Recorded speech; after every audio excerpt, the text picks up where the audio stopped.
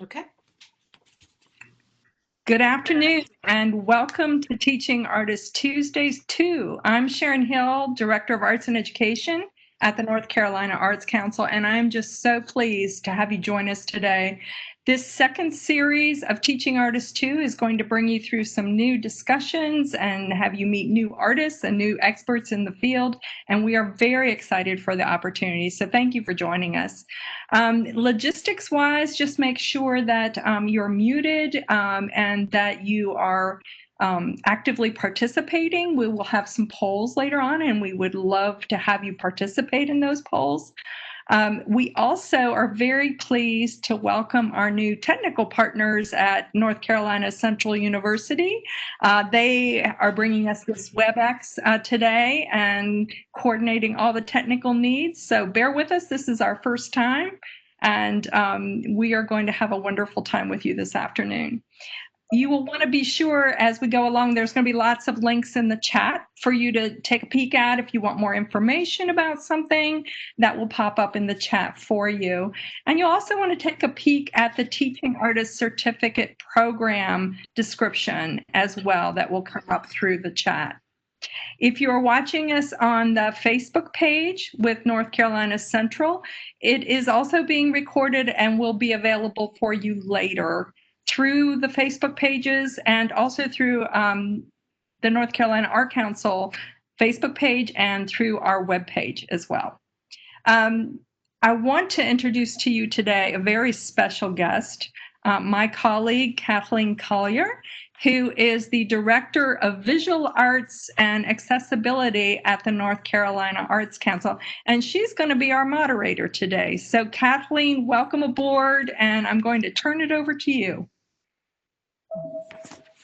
Great, thank you, Sharon. And again, welcome everybody. I'm so excited to be here, and we hope that today's webinar will be a really helpful resource for artists who both are currently teaching artists, but also artists who are interested in exploring a little bit more about the field. So without further ado, I'm thrilled to go ahead and introduce our panelists. Panelists, feel free to give a quick wave as I do a quick roll call. I'll start with Mary D. Williams. Mary is a gospel singer, historian, and storyteller. Charles Faniff is the executive director at the United Arts Council of Raleigh and Wake County, and an experienced theater professional. Jamaica Holloway is a professional theater artist and founder of the Black Ops Theater Company. And Yuko Taylor is a visual artist whose works combine her Japanese heritage with Southern culture. So thank you again for all being here today, and let's dive right in. We certainly will learn more about your experiences and background in teaching artistry as we navigate today's conversation. So our first question for our panelists is, how has the pandemic affected your perspective about your work and options for sustainable income as an artist? So who would like to kick things off? How about we start with Charles? All right. Yeah. Thank you, Kathleen, and appreciate y'all having all of us on here. I'm eager to hear from the other panelists and you know what kind of questions people have for us and whatnot. But I should start off by saying I really consider myself more of an administrator and a you know, an advocate for the arts than a teaching artist myself. But United Arts does work with a lot of teaching artists, so I can share a little bit some of what we're doing and what I've heard from artists and staff. The main way that we work with teaching artists is through our Artists in Schools program, which hires professional teaching artists to offer curriculum-based arts instruction in a K-12 setting, and that happens during the school year. And so we normally serve about 150 public and private schools.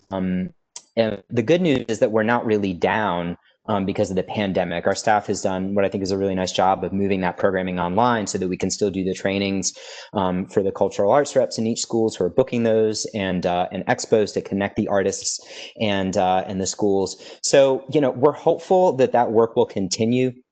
There are 247 workshops, residencies, and performances in our directory. So, you know, that's a lot of artists who are still, you know, looking to book work this year. we work with artists in other capacities as well. And one thing I want to give a shout out for that we do with the North Carolina Arts Council is artist support grants. And we're currently offering grants. The deadline is October 1st. There's still a couple days for 5 counties, including Wake, Johnston, Lee, Harnett, and Chatham as well. And so I want to encourage people, if they haven't looked at that, there's still time to check that out, because I think that's, and the State Arts Council has opened those up so that artists can pay themselves with some of those funds this year, which I think is really important as artists are thinking about how to have sustainable income. More broadly, honestly, I am kind of concerned. Well, not kind of concerned, I'm concerned. I mean, because we know that, it's really hard for artists to have a sustainable income right now. The most comprehensive data I've seen is from the Brookings Institute, and it looks at creative industries broadly.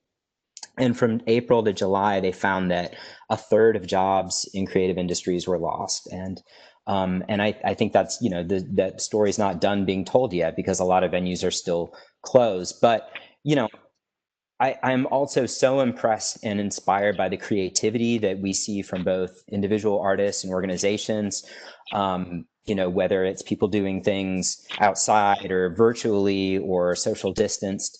And then, one particular thing from a visual artist we work very closely with, he, a lot of his teaching now is online and for adults. And, he talks about how even after the pandemic is over, he's now got this whole new way in which he will be able to earn income. And he doesn't think that that'll entirely go away. So I think there's some positive gains as well. So it's, but, I think the data tells us there's, we have a long ways to go, and there's a lot of reasons to be concerned. And I'll be interested what other folks on the panel think on this topic too. Great. Thank you, Charles. And yes, thank you for the shout out for the North Carolina's Artist Support Grant. For more information, please visit the North Carolina Arts Council website. It is a grant program open to all artists of any genre across the state. So thank you for that shout out. And it's true, that's a silver lining, some of this geographic reach as we go virtual. What about you, Jamika? Just jumping in here right after Charles. I'll also say that I don't necessarily consider myself a teaching artist, although I find myself in a lot of rooms where I am teaching. But for me, one of the things that has been really difficult is that one of the things that makes theater is sort of that person-to-person interaction. And one of the things I think the pandemic has done is sort of stripped us from that very essential element of theater making, that one that wants us to engage up close. I'm actually working with the students at Duke University on their main stage show right now, and I'm actually having to stage that show with folks 6 feet apart, maybe sometimes even 12 feet apart, depending on what the mask situation is. And there's something interesting. So I feel like there's a beautiful challenge connected to this work, as we have to figure out different ways in which we engage and interact and communicate. But I also feel like like I said, there's something very essential missing from that process when artists can't be in close proximity with one another. There's also something, I think at this point we've all experienced a little bit of Zoom burnout, right? Like we're fried from the screen. And so, like, how do you push, in a rehearsal process, or even as I'm teaching the class around the play, and we're probing these very intellectual ideas, but it's hard for folks to stay focused or even stay connected and engaged behind the screen. And so I think that there's some beautiful challenges that have presented itself with this pandemic, as we're finding ways to be more creative in the ways that we do present. But I think that also is not new to local small artists and organizations. We're always finding creative and nuanced ways to present work, so that is not new to us. But I don't know, there's this element, there's this hybrid I guess right now the challenge that's presenting itself is that it's very hard to define what this art form is, because this is not the same art form that I came out of 6 months ago. And so, figuring out what this new vocabulary is for art making and even engagement is the new task, because it's something new, and I don't think that we can engage it or even articulate our way around it in the ways that we have, pre-COVID. So there are a lot of beautiful opportunities that have presented itself, and then also, yes, some I think just some very like visceral, very that human need for gathering is just sort of missing now since the pandemic, and my work feels remiss around it. Great. Thank you, Jamika. Mary? Yeah, I agree. It's been a challenge. We are having to stretch, and we're having to actually reevaluate. I know for myself, reevaluate how this history needs to be told. One of the reasons being is because it is so important right now with what's going on in our world. It's not just COVID-19. We've got so many things that are going on in the world that are so prevalent in terms of our history. So for me and the work that I do, it is so important to get the message out.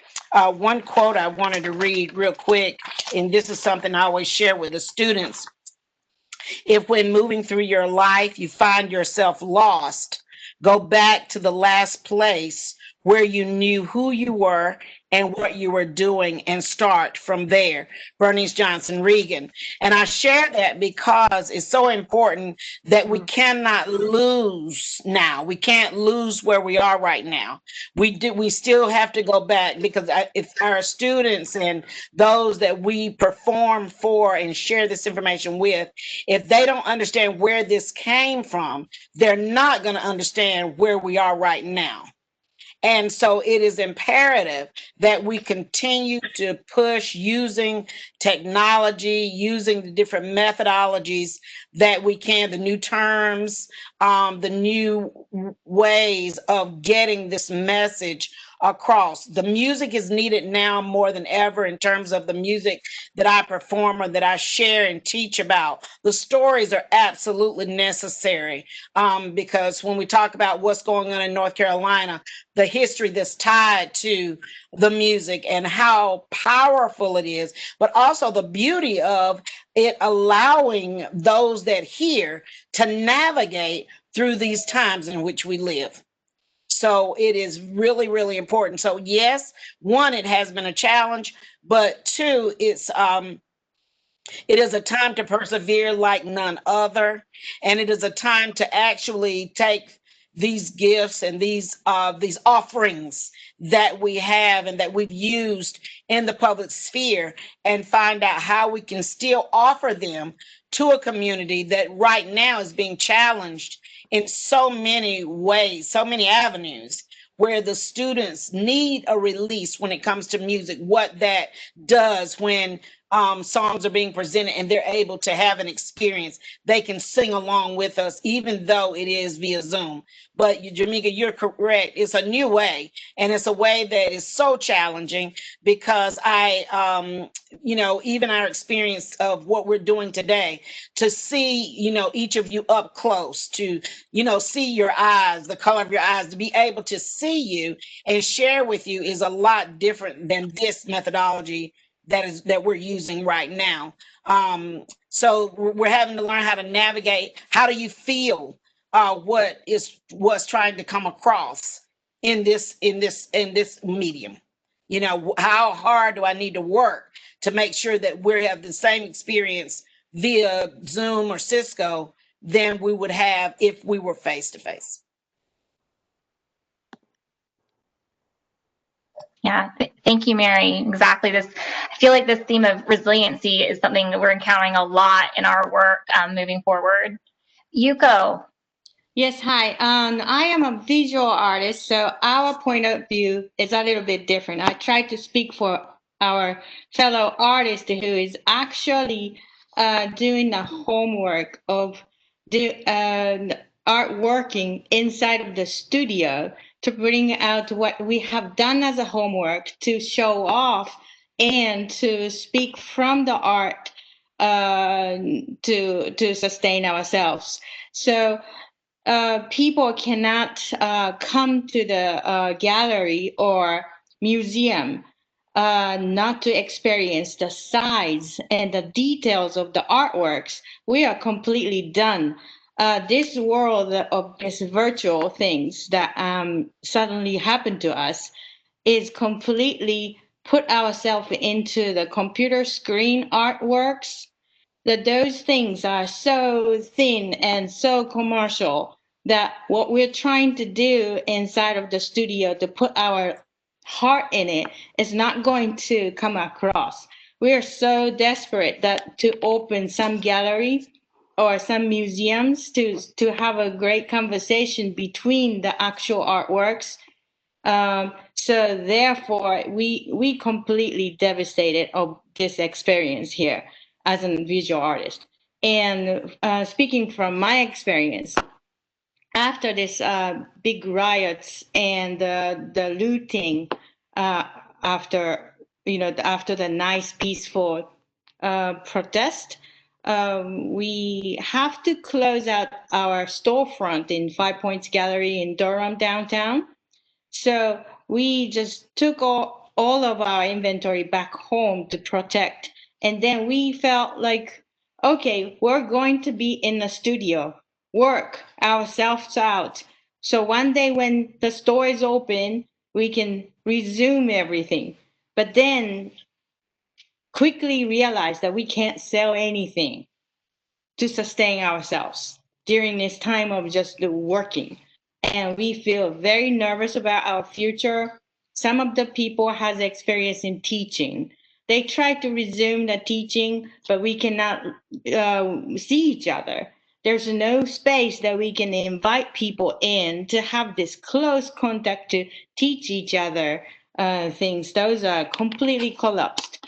And so they try to go onto this computer screen to recording your methods or techniques and you try to post it onto social media and did all those work is completely away from actual artwork that you're creating. So it's a computer works that we have to put ourselves in and do a lots of researches, and then at the same time we have to negotiate with the landlord to sustain this storefront.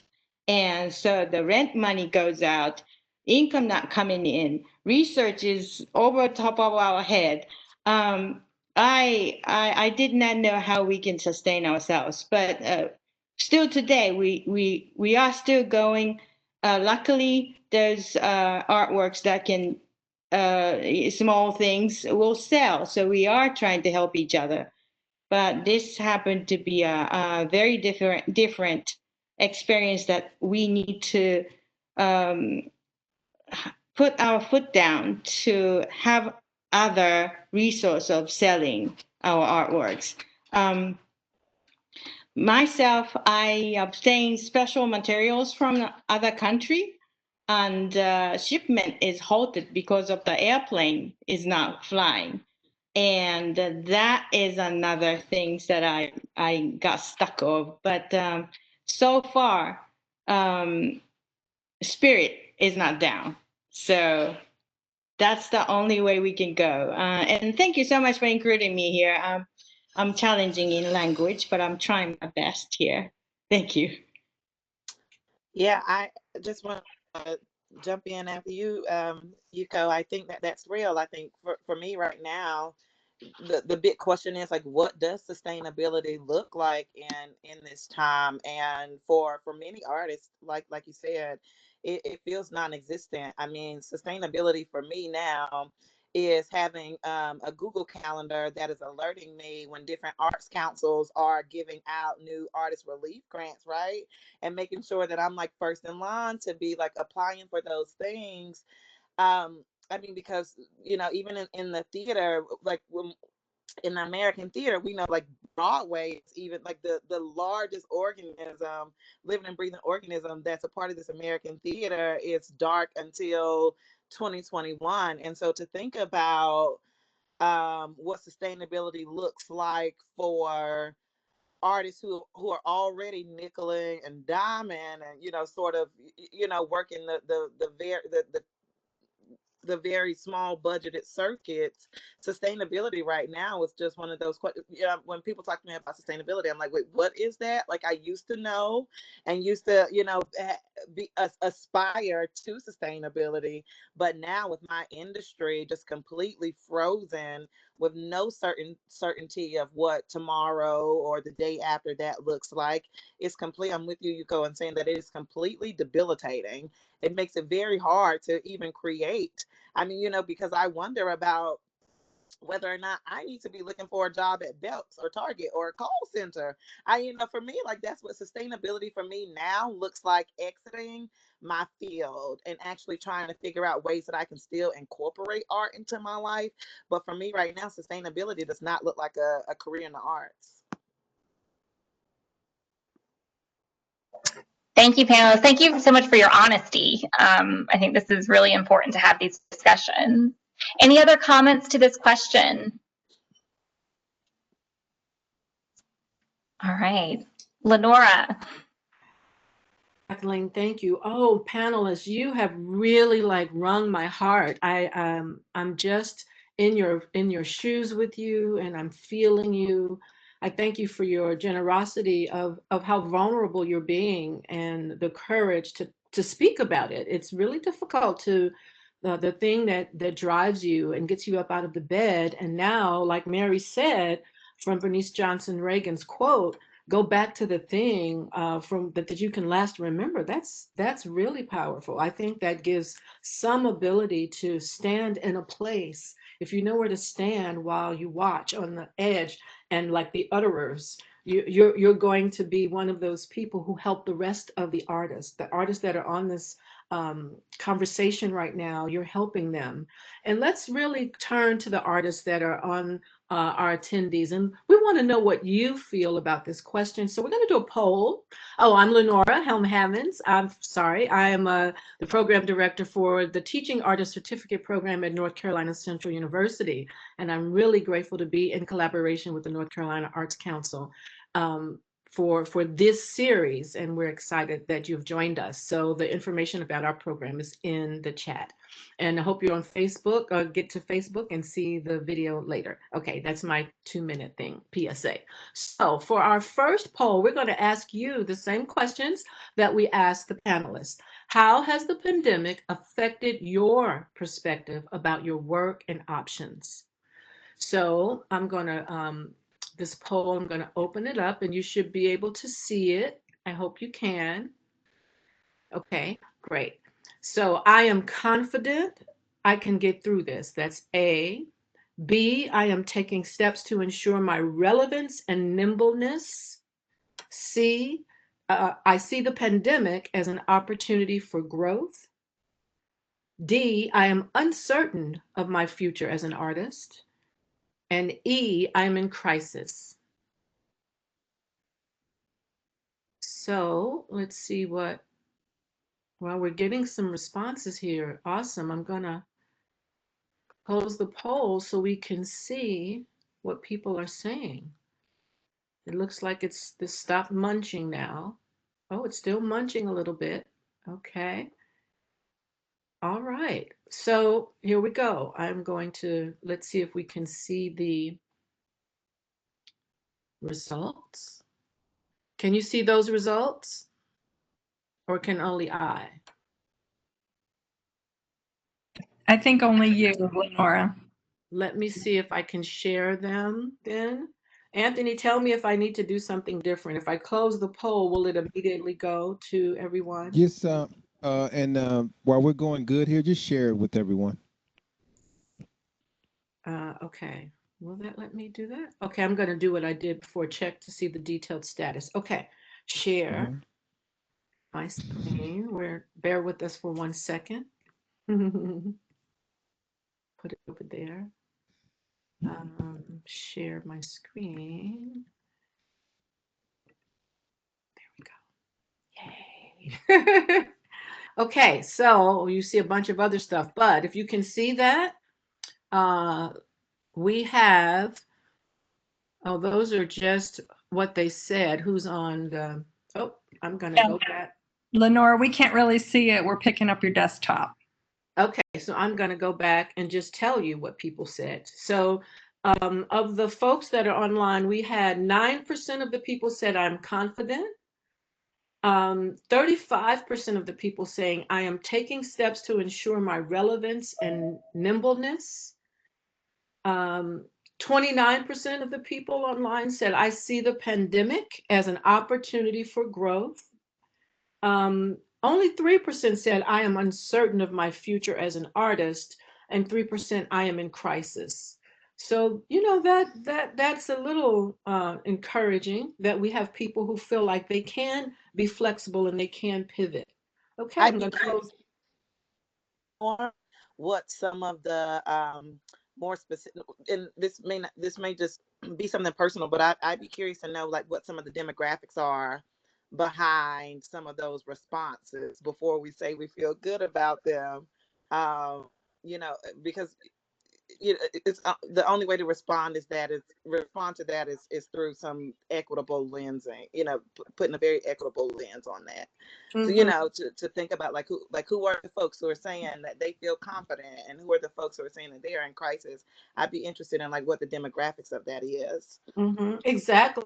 And, you know, one of the great things about the poll surveys that we're taking and the ways that we're holding and collecting this information is to be able to come back and have a conversation on some of the subsequent conversations that we'll have that are scheduled.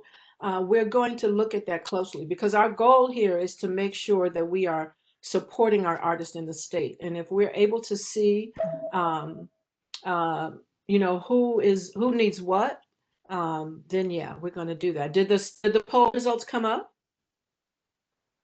Yes, I did it. I figured out how to do that. Okay.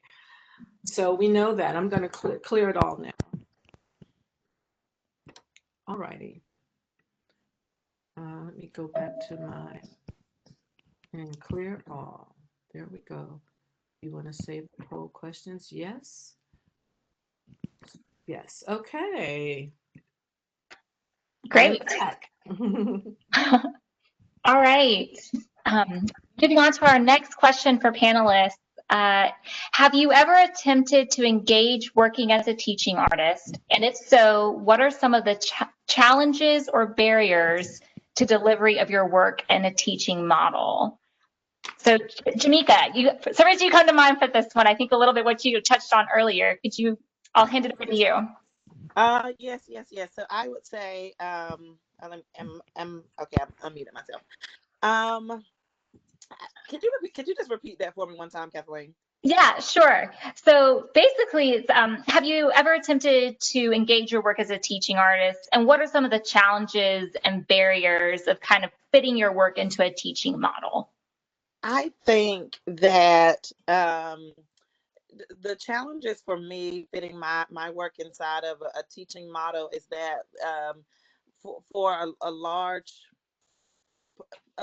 portion of like what people expect from you as a teaching artist inside of some organizations or some schools and institutions that you go into, they are expecting a very Western model and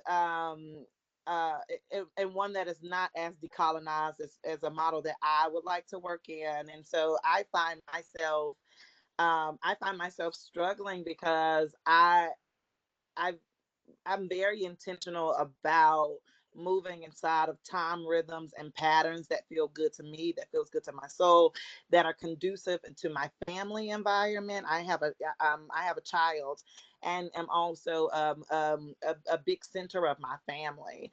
And so sometimes trying to shift the work that I do in the community and that I do with my personal producing and curatorial work where I'm able to shape sort of I'm able to even like logistically shape my schedule, and then also the ways in which that I engage artists. We're able to create parameters around like ways that we feel safe in space, and sometimes the ways that we need to feel safe in space are not always aligned with institutions or certain organizations.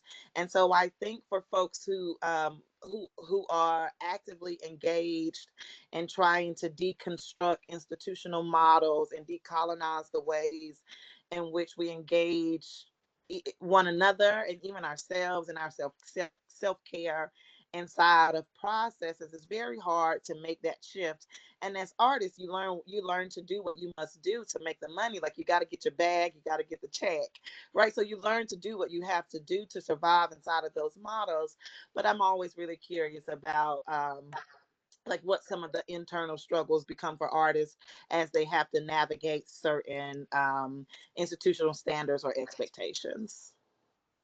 Jamika, could I follow up a little bit about some of those struggles you mentioned for artists? So certainly like this access, just even getting the time to want to talk about your work. And is it like a conflict of trying to fit your work model into the organization, what they have, their organization or plan? If you could just follow up a little bit, I'd love. Yeah. Can I just ask you for a little bit more specificity Yeah, on no, what you're I guess I'm kind of like, is it just kind of like these kind of, I don't want to say butting of heads, but do you feel like you're always? having to, I don't want to say sacrifice seems too harsh of a word, but your own creativity to kind of fit this mold? Yeah, I Is think that a fear? yeah, absolutely. So I think, yeah, absolutely. There's always a little bit of tension there when it comes to like some of the things that different audience bases are interested in, and lots of times like people want to engage you as an artist, but they don't want to engage you like fully and all that you bring and the community that you bring. I think even as a theater artist, lots of times I enter into institutions, and I'm very clear about like the people that I want on my team. So I'm very clear that when I come into a space, I love to have a black lighting designer, I want a black sound designer, I want black hair and wig, I want black, or people of color in general. And lots of times when you enter certain spaces, people have their own teams ready to facilitate processes for you. And so I think for me, lots of times I realize that people that I actively try to pipeline through to opportunities get left out of like what some of the times like institutions want or expect, or have capacity for. I think also in terms of just self-editing that one may have to do sometimes living in certain spaces is also real, when you feel like there are parts of yourself that you even have to curb, or how you present that you have to curb in order to fit inside of like certain teaching models can feel very crippling. I And hope that answers it. I'm sorry if I'm rambling. I jump in there with what Jamika is saying. I think I support what you're saying 100% because I've been in the shoes where you go somewhere and you want to share the work that you do, and you have to have the kind of conversation with the host, your host presenter, the person who hired you, a school district, and really have that kind of discussion where this is the way I do my work and talk it all the way through, so that they understand what you need and what that means. And especially in this day and time, when someone calls me and they say, oh, we want you to come in our school district and do programming for our young people who say they want BIPOC artist content, but you can't do this and you can't do that and you can't do this. We don't want you to talk about this artist and this is off the table. And that is frustrating for artists of color. That is frustrating when we go into a situation where that's what, that conversation about decolonizing the environment. That is something that artists of color are really talking about a lot today. And I'm so glad you brought that up because on our later in this series on December 1st, we are going to specifically call out, talk to artists of color in the state to know what's going on. We're not trying to pass the buck of the conversation or pass it off or not talk about demographics. We are trying to have like a kind of a larger conversation today. We have a lot of people on the panel we want to talk to and hear from. But I got a personal private chat from somebody who said, I brushed off your comment about demographics Certainly not. And that may be a little bit in your face, attendee person. I just want you to know that we really have a focus to hear from everyone about what's going on with them. We really want to hear from how you feel, and not, we can't sit on one particular problem. And it's hard because when we ask you what your problems are and you have a problem that comes up when we want to talk about that problem, we have to be patient, you know, with the with some of the aspects of the conversation. So I support you 100% what you're saying, Jamika, and I really feel you. I've been in those shoes, and it's the reason why NCCU Teaching Artist Certificate Program exists. But that's a tough one. That's a tough one. And you know, I was talking to Yuko Taylor. I'll throw it back to you, Kathleen. But Yuko had some big issues with this same question. Well, let's go with there. Yuko. Okay. Yes. You know, I am an artist and I live my artist life, and so therefore, unless something is totally wrong and halted my income, I don't want to option myself for teaching. That is the first feeling that I had. But my art is unique, and I was stepping back in and tried to hide under that cover. But this time, maybe I should go to the front because it is unique, it's cultural. And Jamika just said, it really hits me. My art doesn't fall into the Western model, and the teaching model is also not falling to such a way either. So if I were to teach something, it's not going to be just classical and only going through this textbook of left to right. It's going to be more cultural understanding. It's more philosophical ways, and those things are all also the learning experience for the person who would like to learn, I think. And maybe, you know, because I was thinking, oh my God, do I have to go to this teaching part? I was afraid of it. But if I break through all those, what we are talking about, it might be so much unique. And this could be the thing to inspire me to be a visual artist then. Somehow I just did not know how to elaborate the idea of what the teaching is, just because I was put into the lens of the way it is in this country, this era, whatever it is. So why to resist? I would love to open this up. This is one of the things that COVID brought to me because I had a time to think about it, because I had to be in the wall like this. So I appreciate that type of journey here, being an artist. And but definitely, if I am to do that in the time of COVID, I have to have equipment to really market myself, to find the opportunity for whatever I said is going to come true. So it's a long way. If I focus on those things, of course I have to put my art aside to do it. So we'll see what happens. But I like this discussion. I do want I want to ask something there though. So, because when you all, it sounds so finite when you talk about putting it aside. Because I'm encouraged to understand that even though we're doing other things, even Jamika, what you were saying, other things. I know for myself, and I don't know about Lenora as far as her career, how her career started. But for me, my career started in kind of it was a way that I navigated. And I actually was a Medicaid case manager for 30 years.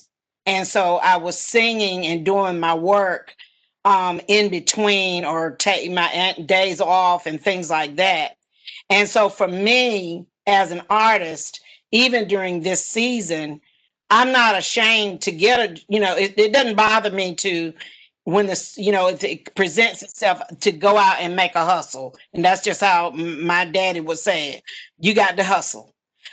Because when I think of us as African American women, of different cultures, I'll say not just African American, but different cultures, the world needs us. They need every bit of who we are and what we got to offer.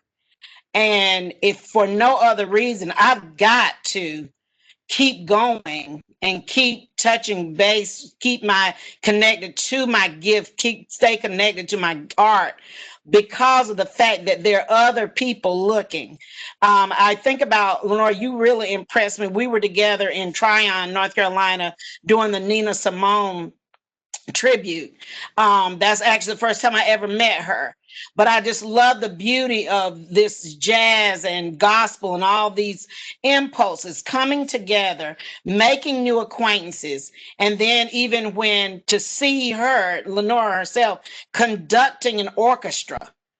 I mean, my niece, I let everybody, I wanted other African American girls to see what can happen. What happens when you've got so many odds against you?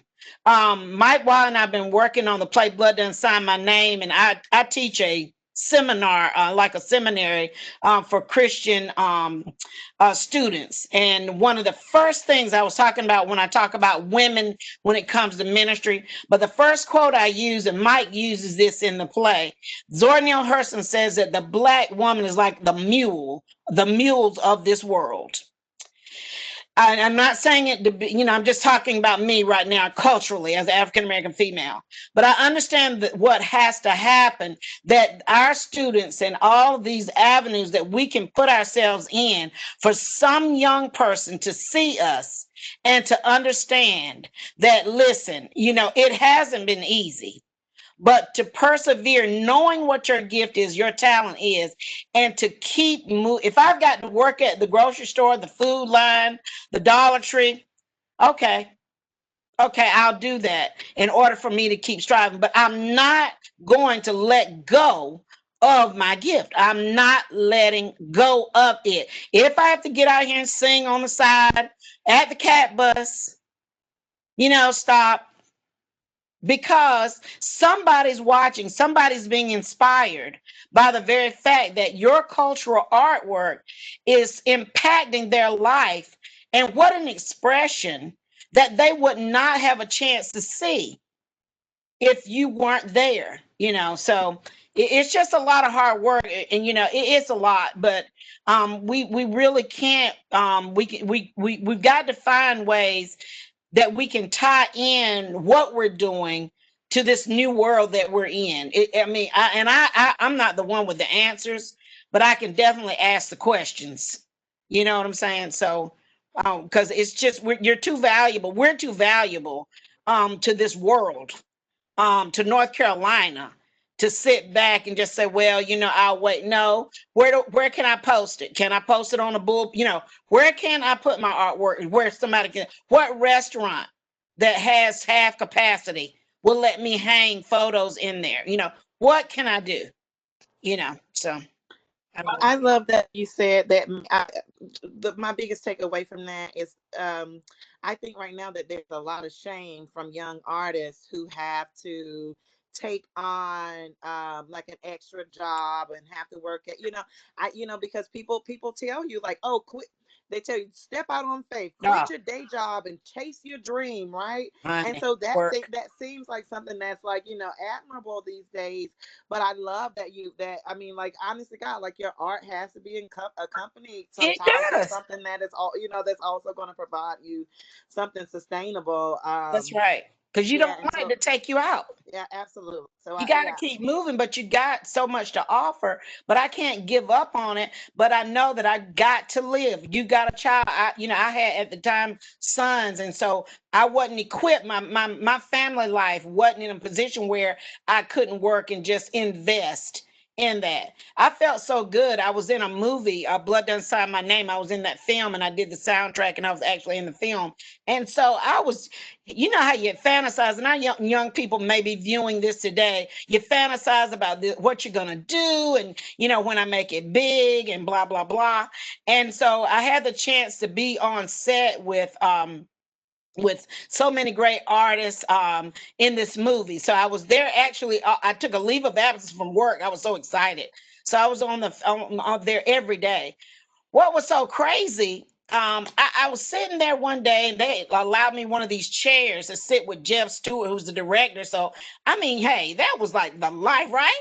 And so I'm sitting there with Nate Parker and Layla Rashad. I'm sitting, but they're like 2 seats down. And so I'm looking at them. And so this guy comes up and he's running up to Nate and he was like, hey, Nate, listen, as soon as it's over, you got a couple more days here and blah, blah, blah. And so he was the agent. And so he was trying to tell him what was coming up next. And then Layla Rashad was like, well, never mind, I'm going home. You know, don't worry about me. And so, you know, they were doing all this stuff. But then what dawned on me was, oh my God, I got a job. I don't have to worry about whose movie, whose song. Oh my God, I was so glad to get back to 220 Swinburne. I had a desk, a job. You know what I'm saying? Insurance, people. Oh my God, you know, I'm like, what? Wake County, here I come. But I realized then, wait a minute, this life, you know, they got this money for this one movie, and then they had no idea what was next. I knew I was packing up my grip and going home, you know what I'm saying? And was going to be able to sit down at my desk and do my job. And so people were like, I thought you were going to be a movie star. I thought you were going to, no. I'm here 30, I was there 27, 30 years. No, because I've got to eat. I've got 3 boys, look, no. So, Yeah.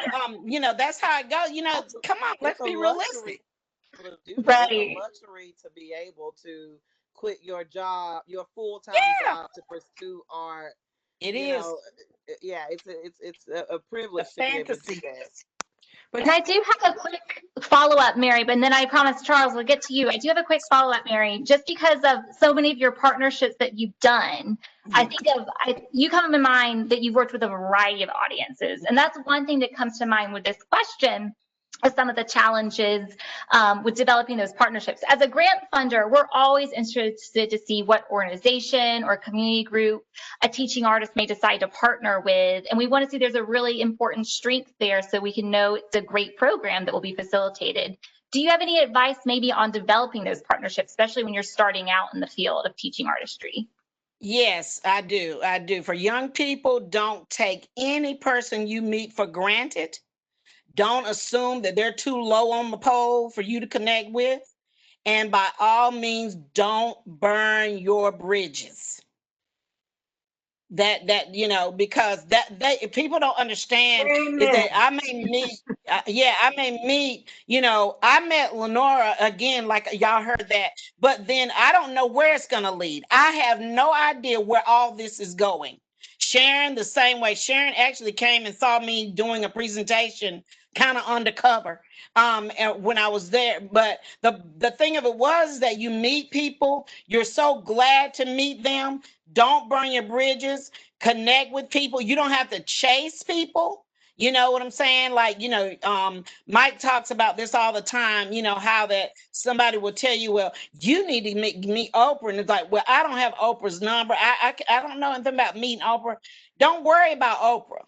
Let's just deal with the people you meet in North Carolina that you run into by happenstance and get involved. You know, I told my sons that I have 3 boys. But my son, this is way, way, way back. They were like, I can't find a job. I said, well, let me tell you what your mama did. Let me tell you what your mama did. I said, your mama couldn't find a job and had, at that time, I only had 1 child. So I volunteered.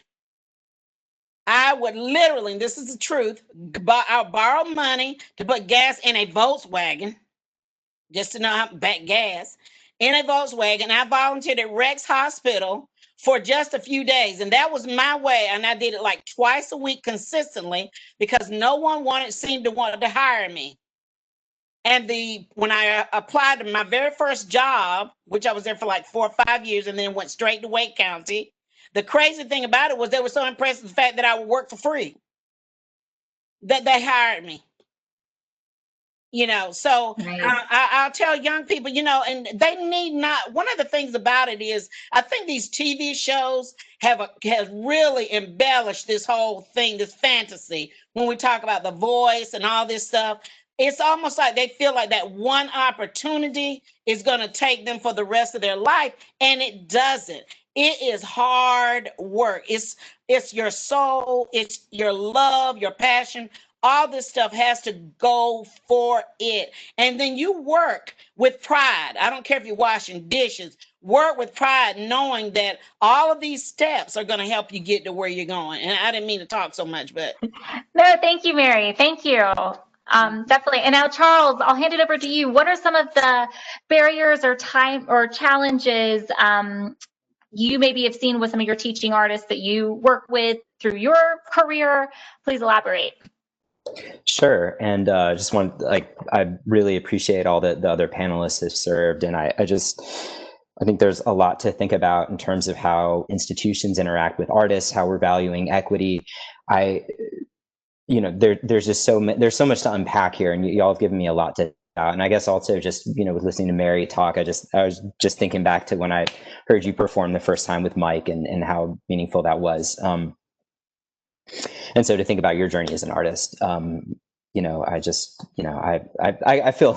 underqualified to be here, but anyways, I'll try to answer the question, and, maybe add just like a little bit of, complement some of what's been said. And some of what I guess I've been thinking about as I've been listening to the other panelists is just about too, how some of these institutions overlap and how that creates challenges for artists in terms of how they interact. So if we're talking about a teaching model,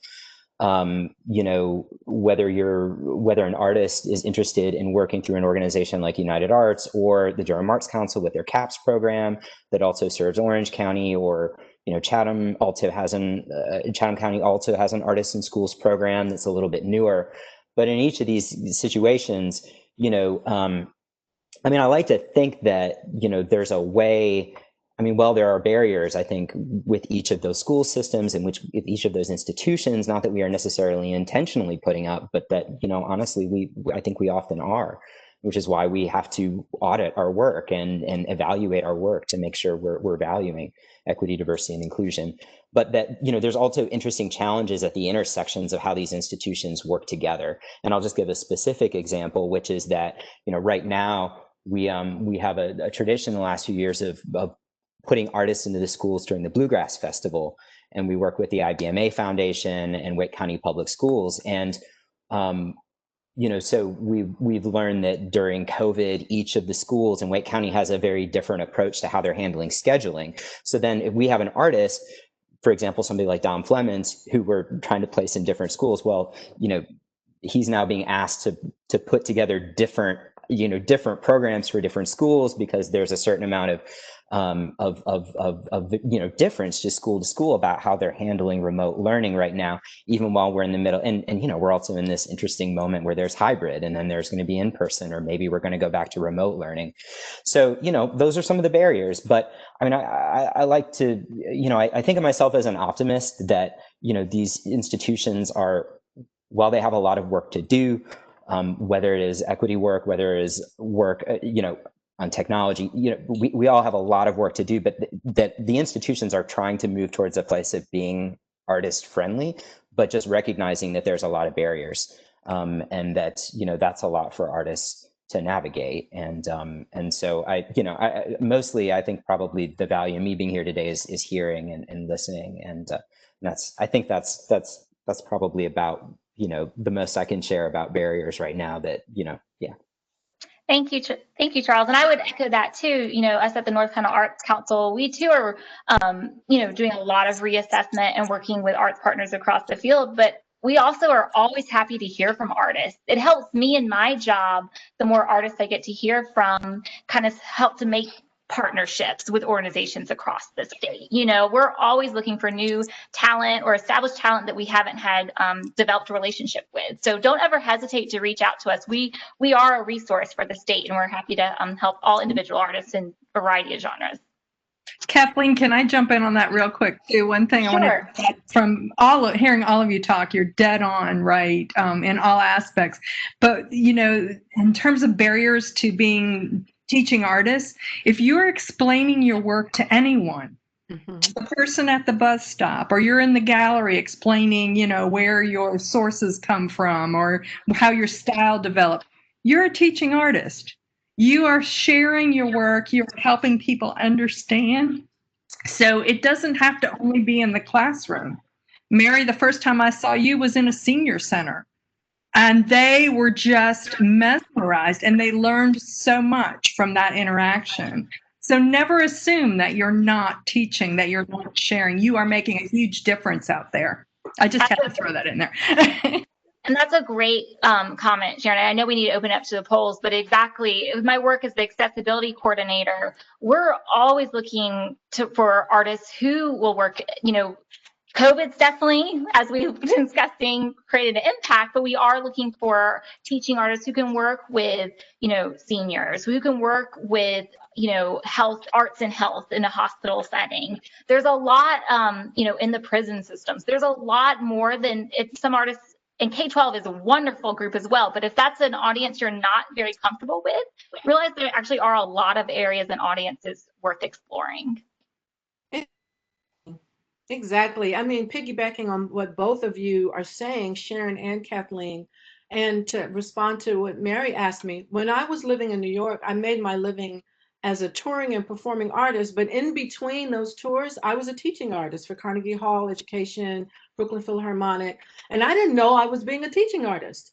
I was just going there to talk about Louis Armstrong or the combination of Charlie Parker and Stravinsky. Then someone said, oh, well, that's what teaching artists do. And then I said, oh, really? What's a teaching artist? You know, so there are artists that we really want to be able to touch, and I hope that are listening, who don't even consider themselves as a teaching artist. They like, what's that really? And so they feel like they can't do it. And so like when Yuko was saying, I don't really have a palette. I'm a visual artist. I want to deal with textures, and I don't necessarily want to teach. But the minute you open your mouth and describe your work, right? Exactly, Sharon, you hit that right on the head, which is, you know, one of the important ways that we just open up our mind to thinking. They used to call teaching artists artists in the schools. They used to call them art specialists. Like the nomenclature about the field has changed so much that people are not even sure if that's what they're doing. And you do have to have grit, and you do have to have kind of like a way that you're returning to it no matter what. So I'm sorry, Kathleen, should I do the polls yet, or? Okay, so we have one last poll question, but more questions from the panelists. I hope you all are enjoying this. And listen, we cut off, the panelists wouldn't be distracted or compete with the chat, but we do want you to put things in the Q&A. So please put your comments in Q&A. We promise we'll get to them. Okay, so our second poll is the same question that our panelists just asked. Have you ever attempted to engage work as a teaching artist? And if so, what are some of the challenges or barriers to delivery of your work in a teaching model? And this is for the people that are listening, and we're going to open the poll. I hope everybody can see the poll. And so number 1A is I am an active teaching artist. B is I am re-envisioning my marketing as a teaching artist. It is C, it is difficult to teach others my art form in a virtual setting. We heard Yuko talk about that. A, B, C, D, access to materials or instruments is a barrier to teaching my art form. Yeah, we can't get the shipment, you can't get the materials in. And E, my medium does not translate easily to teaching artistry.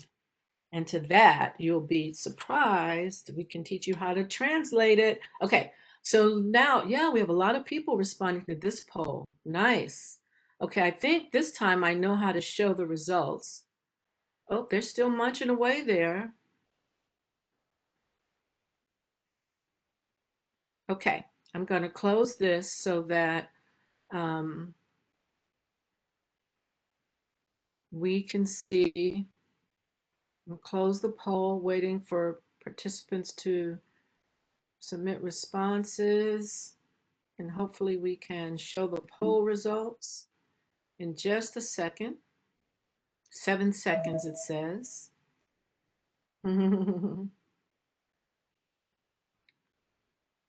Nice. Okay, so I don't mean to be sharing that. Poll results. Do we see the poll results? Are they showing? Great. Good stuff. Okay, I'm gonna shoot that back over to you, Kathleen. And those poll results are going to when we do our survey and our work further to help the artists in the state. Thank you so much for helping with that. Great, thank you. And so our last question today for the panelists is, and this is one I certainly hear a lot from artists in the field, is do you feel like it would lessen your validity as an artist to couple your work within a teaching model? So for this one, I'm just going to go ahead and hand it over to Yuko. I completely disagree. I think it's going to help me because I can be better artist by teaching others. Also, the medium that I'm using is a traditional Japanese pigmentation painting, which is so traditional. And I don't believe anybody who is in that field teaching around here. So I think if somebody would love to learn, I'm the only one who can do it here. It's just I had to decide to do it. But I know I think it'll help me tremendously if I were to really do it. That's my thing. I understand that some people who is just teaching a very conventional way of techniques, and that would be something that maybe you revealing all the techniques that you learned for years, handed to others by hourly wages. That's not going to be good. But I am fine with that. And also, I would like to add here that to teaching those kind of very special things, I would think that I would like to do it in very privately setting, so that I can, hands to hands teach how to mix the pigment into the resin glue, and then make your own paint and apply carefully to traditional hand skim paper, this and that. I was really, really trying to organize what's the step that I actually could do this, and then write it down the step by step, and thought about, well, if I were to do this very private lessons, maybe I don't need to do virtual. Even, so maybe 101, that be something that we can be carefully doing that. Or I can even do a Zoom session to 101. So more I think about, I have more better idea of how to pursue it. It's just a matter of I'm doing it or not. So that's really nice. And other things that I got really inspired during this time is that I have a son who is disabled, and he's also a visual artist, and um, he doesn't have a voice, so he expressed himself through the visual art, and he has his own way of doing that. Um, one time, I taught one autistic adult person 101 how to apply the paints to the canvas, and he doesn't have a word at all. He is not my son. I don't know him, but we had a great conversation without saying a word. through the artworks. And I love that experience. I probably would like to go back to there too. But one thing, I don't have a credential for teaching in institutional teaching styles. I don't think I can, teach in a university or high school or anything like that with my history. So 101. You can get a certificate from us. Oh, I'm good at it. Well, so I would love to, love you to tell me something that I can, dependent on for me to open up things. And Yuko, it sounds like teaching artistry is already interwoven into your practice, But I this need a certificate. tradition of the technique. I mean, it's already built in there, this kind of Yeah. tradition of the technique. So Yeah. thank you. What about you, Jamika?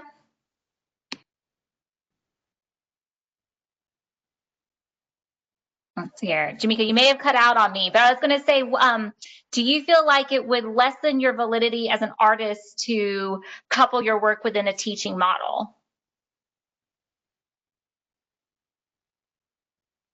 Oh, and Jamika, I think you're muted. I'm sorry. I'm so sorry.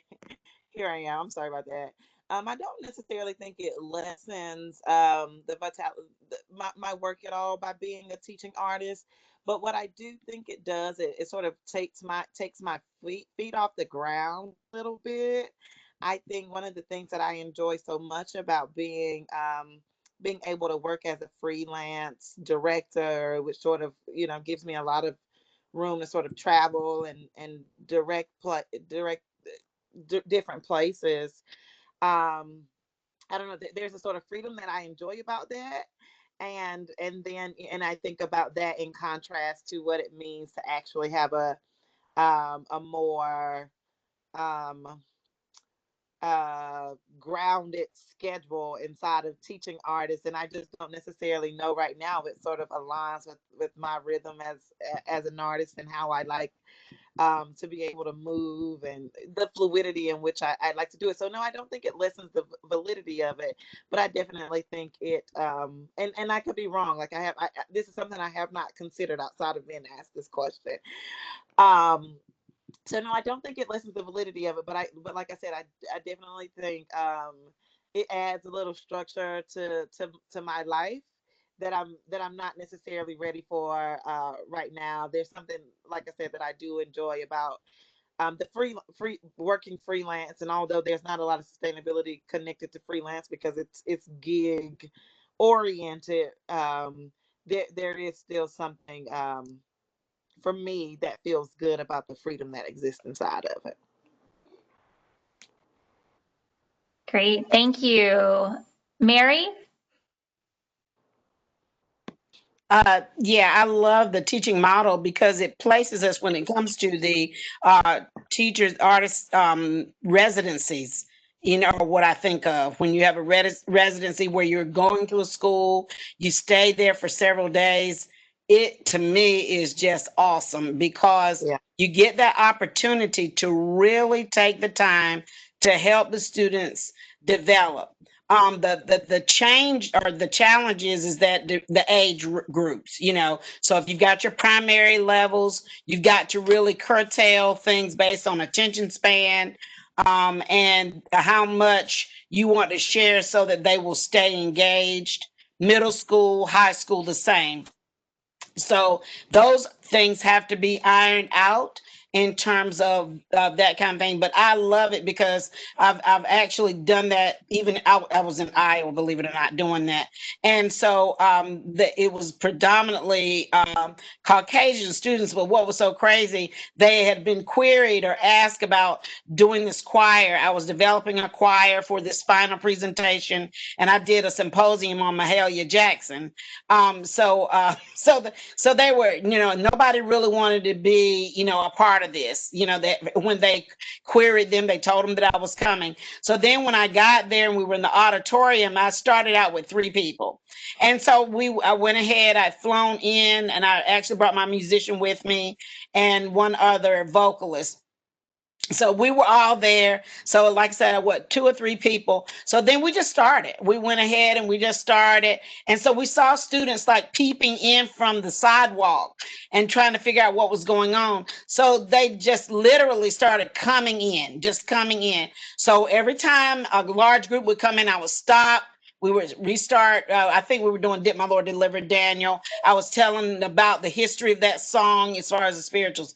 What was so crazy when it all finished, and I was there for almost a week, when it was all said and done with the final performance, we had too many students for the risers, and they had to stand on the floor. That's just how crazy it got, because once they found out what was connected and how they were able to connect with the music, it wasn't this odd thing anymore that like to volunteer to be a part of, but they got a chance throughout that week to understand what the music was, how important it was. And so it worked out fantastic. And so, but they were coming, it was so funny because it was like they were coming in, throwing down the book bag. Can we join? Come on, so I think that just learning the demographics, and so you can curtail what the work is you're doing, so that you again keep the students engaged. But I would have to say the residency to me is the best, because when you leave, it's I know each time I've done it with Mike and I've done it by myself, but each time it's something that happens with these kids, the students, where they're ignited when we leave, and then they stay in touch. So we get to kind of mentor and keep up with them. So. Definitely. And I think that's what you hit on about working with the different audiences. I think that's a lot of fun with being the teaching artist. My background in museum education, I always loved like, okay, how am I going to use this lesson with elementary students? How am I going to do this lesson with college students? How are you going to do the lesson, with seniors? I think it shows like when you're passionate about your work and you get to think about it through all these different lenses, it adds some creativity to it and some fun, and how you relay the message. So thank you. It really does, because I do the spirituals, I do this traditional music from slavery all the way up. So we were actually last year at Sanderson High School, I was asked to come in. I did a couple of days of talking to the students, but what did I know? They invited like the guy that won The Voice, Chris Blue. So they had invited him too, and I'm like, okay, here, because he's all this energy and all this up tempo music. So it was so crazy, because afterwards, after I presented and everything, and the students were so engaged because they get to sing with me. So then at the end, he was like, "How do you get them so engaged in that old stuff?" I said, "Listen, I can't even explain it. I can't even explain it." But they were so engaged, and I thought, really, that was too really extreme, and Chris Blue, very charismatic and contemporary. But it worked so beautifully. He and I worked really well together. It went over really well at the school, to so much so that we got invited to do some stuff just for principals, and so they could get us to come to other schools. So it really worked. But you got to tweak it. But I just make sure to stay in my vein. And when I say that, I tell artists this all the time.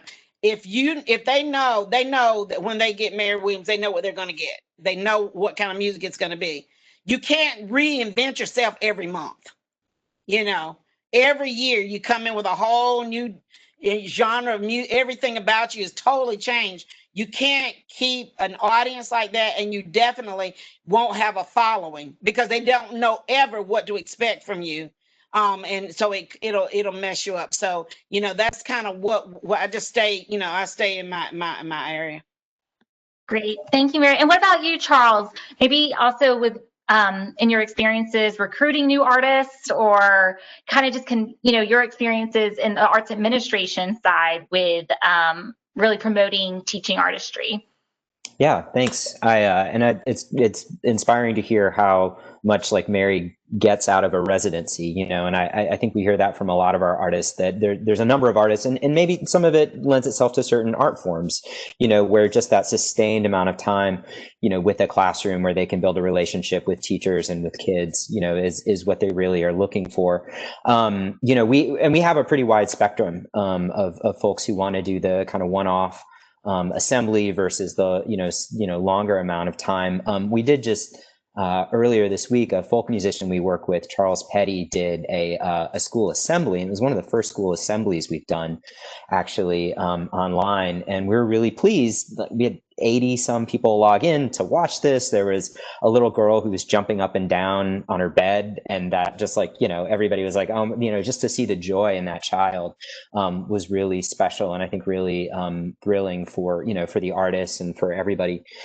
And so I think it's interesting that we see such a variety of different ways that artists want to interact. And one thing in getting ready for this, I was talking with Reagan Carlisle, who some of y'all know, who's our in charge of programs, and she just encouraged me to share with y'all what she observes, which is that this is a time when teaching artists really actually have a lot of power to offer solutions to teachers. And she said, just from what we hear, teachers are having a hard time. So anything, and that's classroom teachers. I mean, she means classroom teachers are having a hard time figuring out what to do with their kids. There's frankly, it's a challenging learning environment. So, the more artists can be flexible and innovative, you have an opportunity really now, unlike you would in perhaps, quote unquote, normal times. And so, I just thought that was interesting and wanted to share that. Hopefully that, will be helpful. But yeah, I'm always excited to hear the variety of different ways that artists can figure out how to couple their work with a teaching model. And I certainly think we've heard a lot of great examples too. I think that's so important. That flexibility is crucial. Like whenever one of my students who are they're out of work and they're part of that cadre of folks who really made their living only as a performer or a teaching artist, it may be a little in your face. I say, get over yourself. It's not about how you are comfortable doing the way that you did it before, but people still need you. People still need the art. So let's put our heads together and figure out what are the changes you need to make. Like I loved what Yuko said, being in the pandemic. Now she goes, oh, I can show them how to do one of the steps in Japanese painting. I can do a Zoom, a one-on-one. Every one of the artists were saying that flexibility is key. But sometimes you need a little encouragement. Sometimes you need a way, a buddy to help you think outside of the box. So this is a time where teaching artists have a lot of leverage so that teachers in school settings who are used to a certain way of delivery are, like at first they couldn't see no way no way that it could still function the way that they were used to and comfortable. But then there are ways that it can work and it can happen. I talked to someone from Chapel Hill Carlborough School District the other day, and they're trying to figure out a way to have the NCCU Vocal Jazz Ensemble come and do a Zoom and a virtual kind of a conversation about the music and about the work. So people are moving. There was a time when we didn't even know what Zoom was. So I think that it's a Zoom or Cisco. But I think it's a really, I love what Ryan, is it Ryan or Reagan, your colleague said, Charles? What's her name? Sorry, trying to unmute myself. Reagan. Yeah. Reagan. I think that's just brilliant. Exactly. It's just wonderful. Oh, great. Well, any other comments from the panelists before, are we ready to move maybe into the Q&A session? Any other comments before we open it up? All right. We have a couple questions coming in. I'm not sure where they came from, if it was on Facebook or through the webpage, but one of them talks about Zoom burnout is too real for me right now. I totally hear you on that one. Outside of taking heavy social media and screen breaks, what are people doing? So when so much of what we do relies on digital presence, how do you keep yourself refreshed and enthused? Well, okay, I'll start that, answer that. One of the things that I actually have been doing, I had a wonderful opportunity that kind of came out of nowhere, doing a review on a children's book for our HarperCollins Publishing. And so, who gets paid to read? I'm like, oh, wow. I'm like, oh, wow, this is exciting. So, but from that, I thought about another avenue. So what I did was taking just one particular song, which is one of my very favorites, and writing a children's book about it. So I've just been starting to do that because I thought, we can't let this music die. And so then, because you're right, I've been when I'm off Zoom, I literally, someone needed me to do some songs for different things for different avenues. So I literally was in their backyard and they were filming me in the backyard singing. I'm like, hallelujah, thank you. I don't have to do Zoom, so it worked out really good. I was so excited. I was all over myself.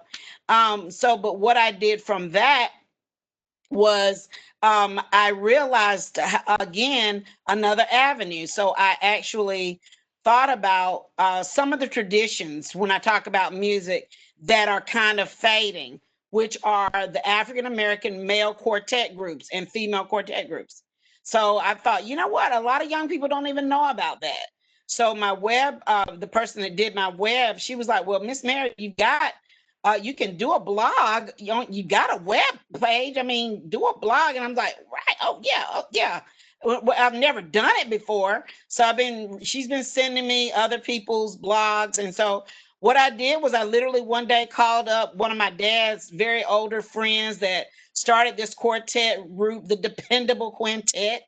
And he's at 80, 87, and he said, "I'm not feeling the best, but if we're going to talk about that, oh yeah, I'll be okay. I'll be okay." So I took my, my phone over there and my tablet, and I interviewed him about the quartet music and what that was all about. And so I'm going to do a blog about that.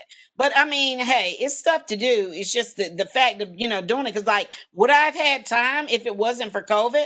Would I have had time to go over and visit him and interview him, let him sing some of those old quartet songs, tell me about how he felt in a season when there was so much discrimination that he had this little petty job, and then he would put a suit on Sunday and go and sing, and everybody was so enthused, and he felt like he was a movie star. Hey, that's the story, And so I was like, oh yeah, I got to talk about this. I got to let, because he, at that time he said, "Mary, it didn't even matter that I didn't have, I don't have much education." He said, "But when we walked out to sing those songs on Sunday afternoons at these different churches," he said, "everybody was screaming for us and it was so exciting." He said, "I was somebody." So I want to tell that story. And so I started, I'm starting that. As far as the blog, so I got to know how to formulate it, but just different things that still in the vein of the work that I do, and getting this message out to anybody that'll read it. But we got to keep it moving. I think for me, one of the things that I've been doing outside of Zoom calls and taking breaks from social media is actually resting. Um, which is not something which again feels like a luxury these days. But again, I think before COVID, like I was definitely in this pattern of move, move, move. And now when I have the opportunity to, I take rest. Like and even going back to that quote, "Black women being the mule of the world." Um, you know, we were living in a very specific conditions when Zora Neale wrote those words, and it is my vow that that will not be my story, that will not be my narrative. When I work, it will be soul pleasing work. And when I am tired, I am going to take a break. I'm going to take a nap. Or I might just go hang out with my cousins, or something like that. But also knowing that that is a big part of how I work and how I move and work is being rested, and how I show up for the people who want to engage my work. Lots of times it means that I have to take a break, and then I have to like out when I'm taking a Zoom break or a social media break, that I'm spending time with my kid, that I'm looking her in the face and I'm playing dolls. I'm sitting down on the floor and I'm mashing Play-Doh. Like that for me is also a big part of how I show up and am able to be the artist that people expect from Jamaica Holloway Burrell. I think self-care is so important, especially right now, because it's not only about being on Zoom, it's all the stresses that we've been describing throughout this conversation. You have got to practice good self-care and use those other parts of your life and your brain. You know, if you've been on something where you're focusing, get up and move, get up and dance. If my neighbors could see in my windows, I would be so embarrassed. But, you know, those things are so important. Yoko or Charles, did you want to weigh in on that? Oh, I have a very fortunate group going. My neighbors, okay, we do this driveway hangout for Fridays and Saturdays. Okay, so Fridays, husbands group going out to the driveway from about 7 or 8 p.m. to midnight. They just bring their BOYB and whatever the snack that they want with the little carriage and the lawn chair, and then just walk to the neighbors and sit down and just have a 6 feet apart and then talk about everything. Right? And then that's a Friday for my husband. I'll do the same thing with the wives on Saturday night. And we've been doing this since March. It's so nice. Sometimes they can't come out, but it's so much nicer. We don't talk about husbands behind our backs. That's the rules. And then everything goes very well. I am really getting the rejuvenating feelings about seeing the live person after dark, under the sky, stars, breeze. It's so nice. Try out. You can start your own group. Changing environment, I think, is really important. And I'm writing down your address, so I'll be there on Saturday night. We'll all be there. Exactly. Charles, you're kind of like us. You're on Zoom probably half of your life. Do you have any hints or? Yeah, I mean, I love all those the things that people shared, and you know, just a couple more things. Maybe I just find a lot of rejuvenation in reading a book. You know, I don't want to read on a Kindle or on a. I have a friend who's like, we're in a book club together, and he's like, I just got the book on my phone. I was like, no, what are you doing? Like, don't get it on your phone. Like, get it, get an actual book. I at least.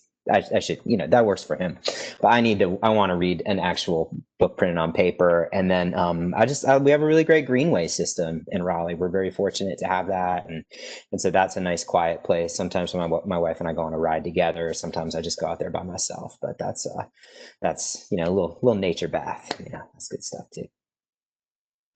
Sounds amazing. We'll all be doing that tonight too, but it's so important to take time for yourself. You're giving so much of yourself. And anybody that's in the arts knows that giving is so deep and so soul level that you have to nourish yourself too as well. So please do that. We're getting short on time, but I think we could do another question quickly. This is from Jeanette Brassard online. And she said, what's been forefront on my mind since schoolwork is limited right now is how we can spread our gifts better to partner with non-arts partners. I believe it will help grow our industry and create stronger links with non-arts opportunity and funding in ways we rarely have experienced before. So this is an example of one of those things that perhaps the pandemic is offering us new opportunities that we have to look in different areas. I was going to jump in about the accessibility front. With that, I feel like right now there's a lot we've mentioned this before, senior living centers and health centers, even though they can't do in-person programming, there's a huge need right now for developing. Sorry, after we talked about virtual fatigue, but developing virtual programming to help combat social isolation and promote creativity during these times. So I would really recommend artists reaching out to their, local, there's a lot of creative aging networks across the state. Arts Access is a great organization that helps statewide with connecting. Their primary goal is to create, these inclusive, meaningful experiences for people with disabilities. So I really recommend reaching out to Betsy, who's the executive director over there, and they would be also a great network to get connected with on that front. Some of the people who are on Facebook and have thrown in things like they do nature baths of long walks, in-town parks, creek walks, dancing tango to get in the 6,000 steps and 30-minute walk, energy yoga. All of that sounds amazing. And paint has been painting professionally for 60 years. In where is this area? Caldwell County. Would there be an interest in Caldwell County? So yeah, we've got a lot of people. Someone on here from Atlanta. We've gotten a lot of interest in wonderful things. I think this has been a really, really strong presentation today.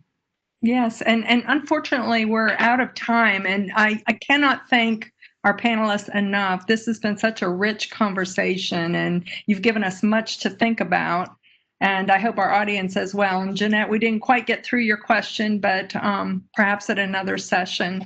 I wanted to thank everybody and thank NC Central for hanging in there with us with the WebEx. Jamaica, I forgot you were alumni. That's right. And we are going to have another session in a couple weeks on October 13th at 3 p.m. We will have a session that kind of started back in July with Eric Booth. And the topic is going to be entrepreneurial or die. So sounds very dramatic, but we're looking for some solutions to the current situation. So carrying this discussion a little bit farther. We hope you will join us at that time. Big thank you to Kathleen for moderating for us today. She was awesome. Yes. And Lenora for putting all this together. This was fantastic. And thank you, audience, and we'll see you soon on the 13th. Bye.